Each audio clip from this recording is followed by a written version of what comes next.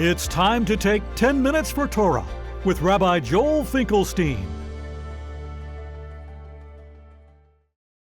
Welcome to our discussion of Parshat Ekev, pouring your heart out.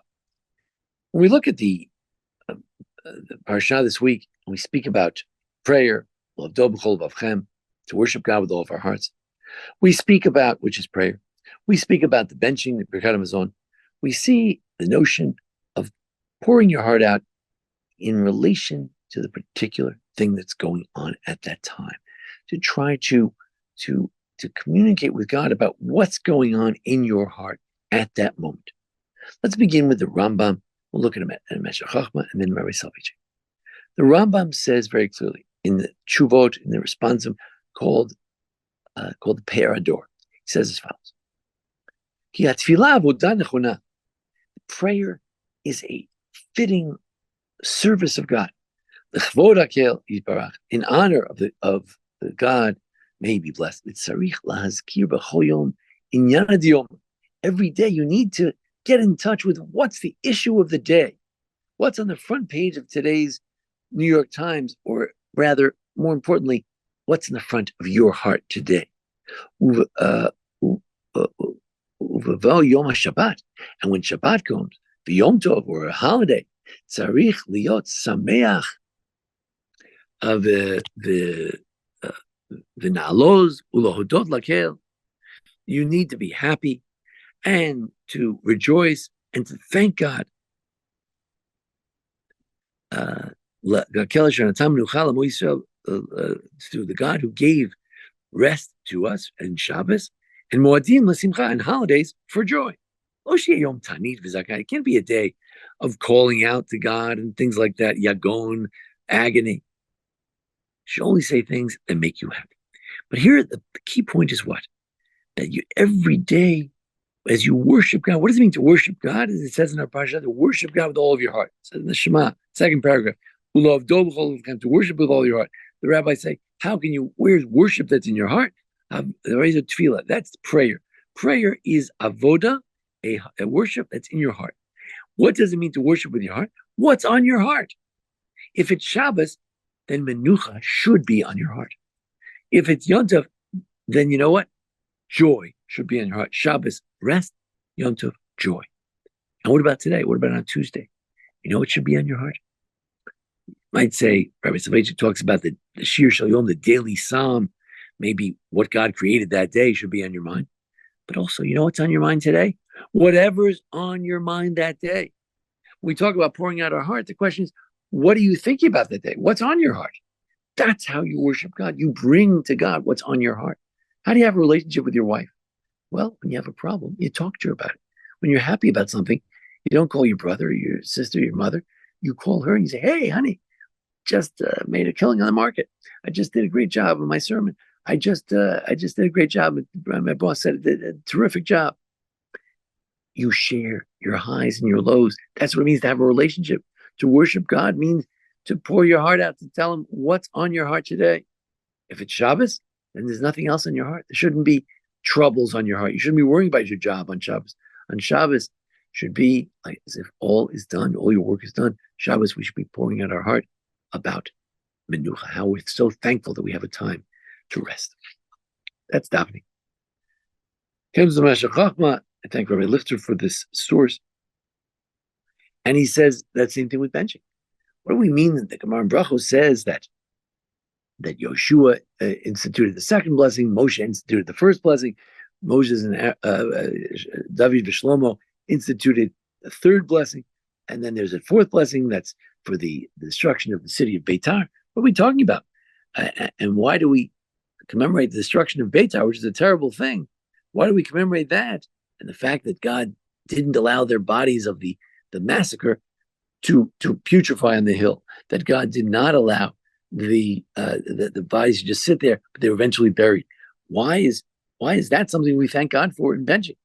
Comes the Meshech Chochmah, as Rabbi Lichter quoted, and he says that the benching is not about food, benching is not about the land of Israel, it's not about anything. It's about pouring out your heart. It's about being thankful for whatever is in your era. If you're in the desert, thank God for the man, Moshe. If you're in Israel, thank God for Israel. Today, people live in Israel, Joshua. If you don't live in Israel, if the temple is not rebuilt, pray for Jerusalem. That's what's on your heart. Why is there no Beis Hamikdash? Why is there no Mashiach? If it's Shabbos, you got to mention Shabbos in benching, otherwise it doesn't count. If it's Yontif, you got to mention Yontif, otherwise the benching doesn't count. And then I told him that even in exile, we can still see God's hand, even in horrible, horrible times when there are massacres and there are bodies strewn all everywhere. We can still see a miracle that God allowed us to bury those dead.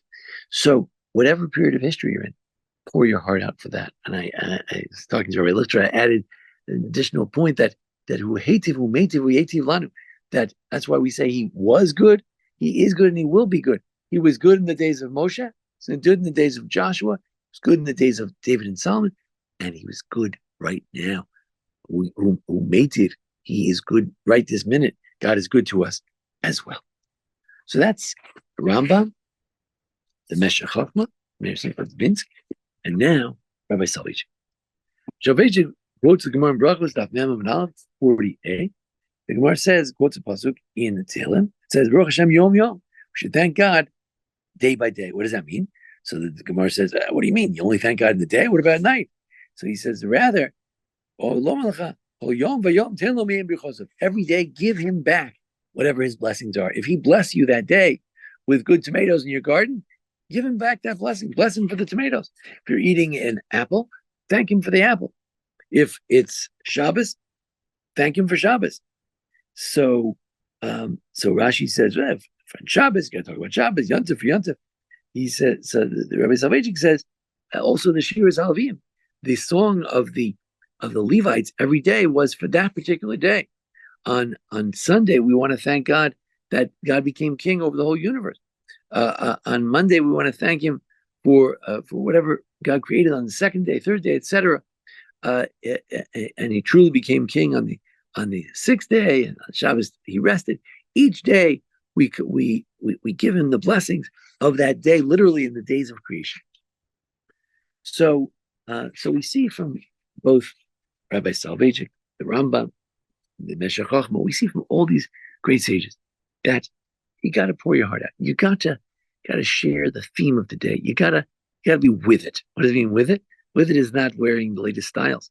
With it means to know what's on your heart. What's on your heart that day? What's bothering you? That's what you should be talking to God about. How dare you stand up in Shemona Esrei when you're having a crisis with your son, your daughter, your brother, your sister, your mother, whoever it is, your coworker, and you didn't mention that to God? On a Tuesday, again, on Shabbos, we don't worry about problems. But if you're standing in Shemona Esrei, you're talking about all kinds of things, and you didn't mention your worst problem, what kind of prayer is that? There's someone who's sick in your family, and you didn't pray for them, and you're saying Shemona Esrei. You call that Shemona Esrei? You call that worship of God? You call that a relationship with God? You're talking to your wife, and you didn't mention that your mother is sick? What are you talking about? God is our friend. Manachai Rayad, God is Rei. He is Re'achav Re'avicha. He's our friend and the friend of our father, of our forefathers. When you talk to your friend, you got to share what's going on in life. You can't just skim over stuff. There's no skimping on sharing of what's on your heart. You got to pour your heart out. You got to talk to God about things that are important to you. Now, you just daven on Shabbos, it's not going to work. On Shabbos, you don't pour your heart out. On Shabbos, what's most appropriate is what should be on your heart is, oh, it's a wonderful, restful day today. And I hope it'll be very restful, and I hope God accepts my rest.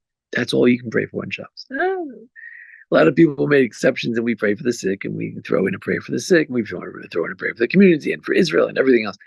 But fundamentally, that's not the time. But all week, 6 days a week, we have an opportunity 3 times a day to pour our heart out, to tell God what's on our heart, because that's a relationship. That means you truly depend on God. If all day you're worrying about X, Y, and Z, and you get to Shemona Esrei, you just rattle off the different things that are in Shemona Esrei without even relating those things to the issue that you're facing. You're not worshiping God at all. You have no relationship with God. You are not connected to God in terms of things that are going on in your life. We've got to share. You can go off the page. There's a catch-all blessing about God hears our prayers, and say in the middle, you know what? Got a big problem. My boss, my wife, my son, whatever it is, fill in the blank. We've got a problem. I pray to you about that problem. You can say it in Hebrew, you can say it in English. You don't do that, or at least think about that and say, oh, we're asking for a good year. I hope my business will do better. I hope I'll be better off with my boss. You're praying for a healing. You can think at least about a person who's in your home. That's what you have in mind. You're praying for wisdom, and you're thinking you need good ideas for your work, whatever it is, or to advise your family. You should be at least thinking about it. To not relate our prayers to that which is on our heart, that's not prayer at all. To give thanks on Shabbos and not mention Shabbos, it's not a benching.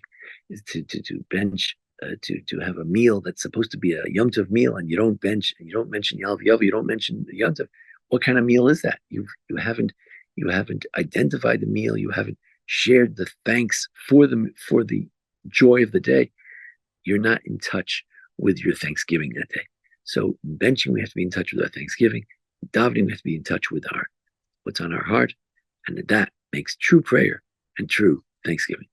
Thanks for joining us here at Baron Hirsch Congregation for our discussion of pouring your heart out. Join us each week for a discussion of the holidays, Parsha, and thanks to Jason Lefkowitz, our producer. This has been 10 Minutes for Torah with Rabbi Joel Finkelstein.